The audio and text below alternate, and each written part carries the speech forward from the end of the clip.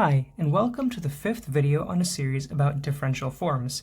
And as I briefly mentioned in the end of the last video, which is about the tensor product, we will be taking a deeper look at the action of a linear transformation, that is, how tensors behave with respect to linear transformations on the underlying vector spaces, as you can see here.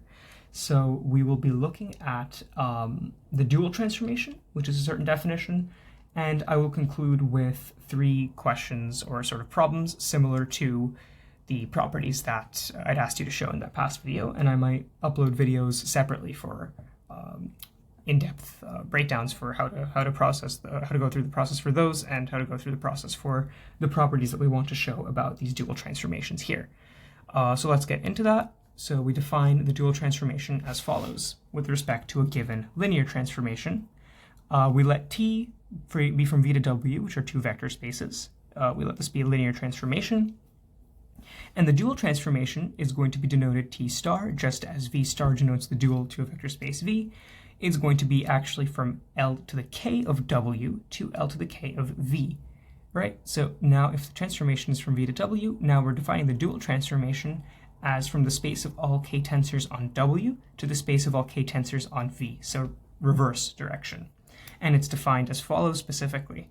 If we have F to be a K tensor on W, and if we have these elements V1 through Vk in V, so in this vector space, we are going to take the composite of these two transformations here, these two linear transformations, T star F of V1 through Vk, these vectors in V, is going to be V of T of V1 through T of Vk. So T is from this linear transformation, it carries these vectors into W, and then F is going to be a k-linear function based on these k slots of vectors in W, right?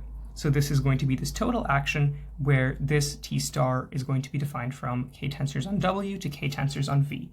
And now we draw a diagram actually looking at how the transformation really is going, like how it's acting. And this is going to consist of, first of all, the space V to the K, which equals V times itself, K times, and its transformation, so through T times itself, K times, and it gets sent through W to the K. The reason for this, if we just have T from V to W, we just take the product over all these copies of V and W, so K times, and we have K of these corresponding operations or products of T, which is this linear map. And now we have through F, which is a K tensor on W, which takes it to its base field, which is, in this case, the real numbers. So through F, we have something from W to the K to R, right?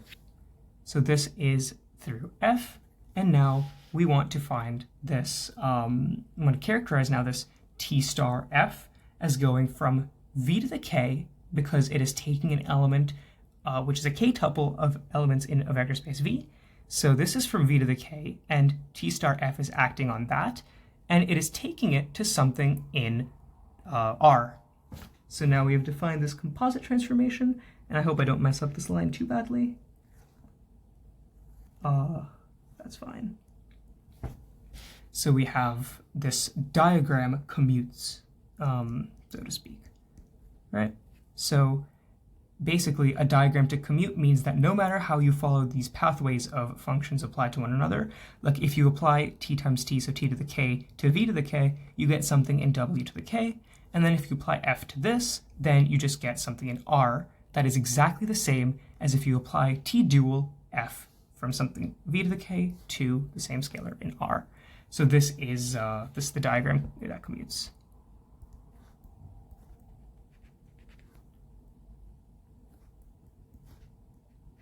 Okay, that's characterizing T dual.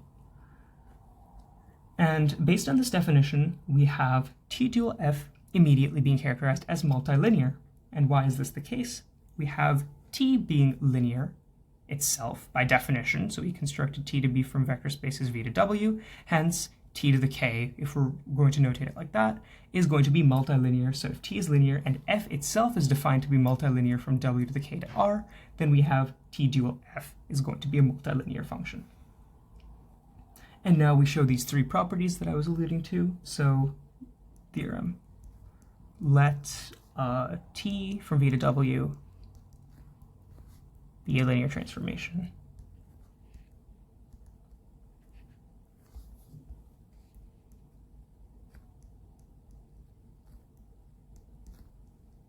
Right, so we have this t, and now we let t dual be the corresponding dual operation from L to the k of w to L to the k of v.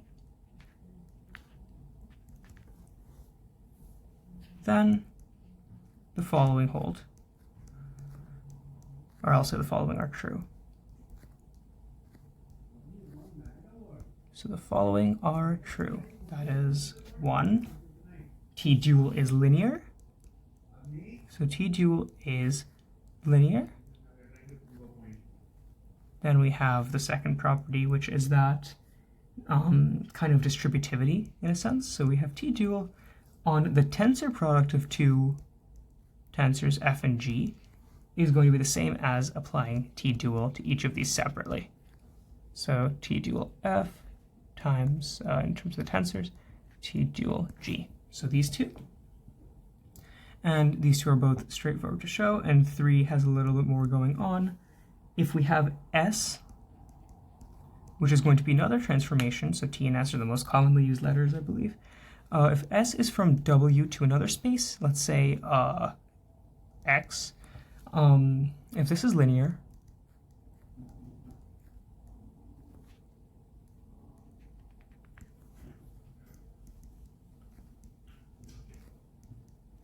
then we take the composites. So S composite T dual F is going to equal T star S star F.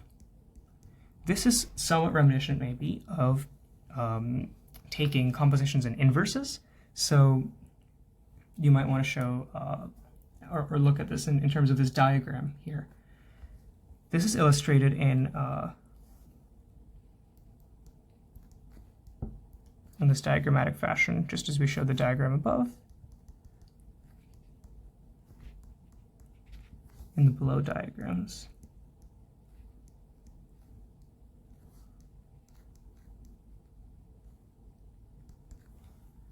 So first we are going to look at the three vector spaces, and then we're going to look at their corresponding spaces of k tensors.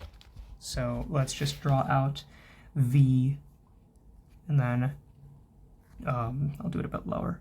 So V here, maybe W here, and then X there, kind of thinking as S and T as stepping stones to get, or T and S in that respect, to form the composite S composite T. So we have, by definition, T, we have this S, and then we have their composite linear map. Sorry, I know that's not a great arrow. S composition T. This is a diagram that commutes, and we know this to be true. And what we're interested in is now looking at their corresponding spaces of k tensors. So L to the k of v, w, and x. And we have now a reverse diagram going on, where, remember now, if the transformation, let's say t goes from v to w, the dual transformation is going to go from L to the k of w to L to the k of v. T star, we have now S star, and it's somewhat unsurprising at this stage, now that we've drawn it this way, hopefully, that we just have this composite now, S composition T, and we take that dual.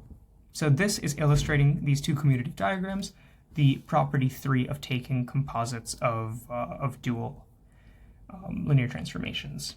And if you want to show this more rigorously, that's a good exercise, and these first two are also good to show. So this is going to conclude our discussion of so-called multilinear algebra, And in the next video, we will take a look at alternating tensors and the symmetric group, which are the kinds of specific tensors and the spaces that we want to study. So thank you for watching, and I will see you then.